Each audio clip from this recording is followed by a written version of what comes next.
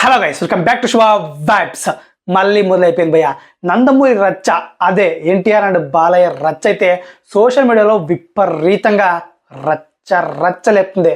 అది జస్ట్ ఒక్క ఫ్లెక్సీ వల్ల. ఆ ఫ్లెక్సీ గొడవ ఏంట్రా అంటే, ఈ రోజు అయితే నందమూరి తారక రామారావు గారి 28వ వర్ధంతి. సో ఎన్టీఆర్ ఘాట్ దగ్గర అయితే ఇప్పుడు హడావుడిగా ఉంది. అసలు ఫ్లెక్సీలు బ్యానర్లు ఏర్పాటు చేస్తారు అక్కడ ఈ Balayya fans and NTR fans. But NTR fans మాత్రం విపరీతంగా కట్అవుట్లు అయితే ఏర్పాటు చేస్తారనమాట. అది ఎంట్రన్స్లోనే ఏర్పాటు చేస్తారు అండ్ లోపల కూడా ఏర్పాటు చేస్తారు. సో జస్ట్ మన బాలయ్య గారు అలా కారులో ఎంట్రీ ఇచ్చారు. అది చూసిన వెంటనే జస్ట్ సినిమా డైలాగ్ రేంజ్లో తిప్పించాయి అన్నారు. అంతే, ఇంకా అక్కడ నుంచి బ్యానర్స్, ఎన్టీఆర్ బ్యానర్స్ ఏవైతే ఉన్నాయో సింగిల్గా అన్ని తీసి ఒక మూల వాడేశారు. అంతే. ఇక ఎన్టీఆర్ ఫ్యాన్స్ వరకు ఉంటారా? జస్ట్ అసలే మాస్ ఫ్యాన్స్ కాబట్టి అక్కడికి వెంటనే రియాక్ట్ అయ్యే, అక్కడికి కొంతమంది వచ్చేసి యాజ్ ఇట్ ఈజ్ ఎక్కడి నుంచి తొలగించారో బ్యానర్లో అక్కడే తీసి అక్కడే పెట్టేశారు అనమాట.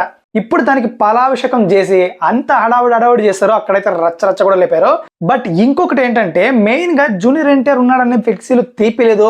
అక్కడ మెయిన్ గా ఆ బ్యానర్ లో ఎన్టీఆర్ మురళి అనే పేరుని చూసి ఆ పేరుని ఇష్టం లేక అక్కడ బ్యానర్ నుంచి తొలగించారంట అని చాలా మంది అంటున్నారు. ఇదైతే ఫాల్స్ న్యూస్ అని చెప్తా పోయా నేనైతే. ఎన్టీఆర్ మురళికి అండ్ ఎన్టీఆర్ కి దీనికి సంబంధమే లేదనమాట. దీన్ని ఎన్టీఆర్ దృష్టిలో పెట్టుకునే దీన్ని తొలగించేశారనమాట ఈ బ్యానర్స్ అయితే. ఎలా చెప్తున్నా అంటే, ముందు ఇప్పుడు నుంచి కాదు బ్యానర్స్ అయితే ఎన్టీఆర్ ఘాట్లో కడుతుండేది. దాదాపు 12 years నుంచి కడుతున్నారు అనమాట. సో ఆ 12 years నుంచి కూడా ఎన్టీఆర్ మురళి అనే వ్యక్తి అయితే ఖచ్చితంగా అక్కడ కడుతూనే ఉన్నాడు బ్యానర్లు.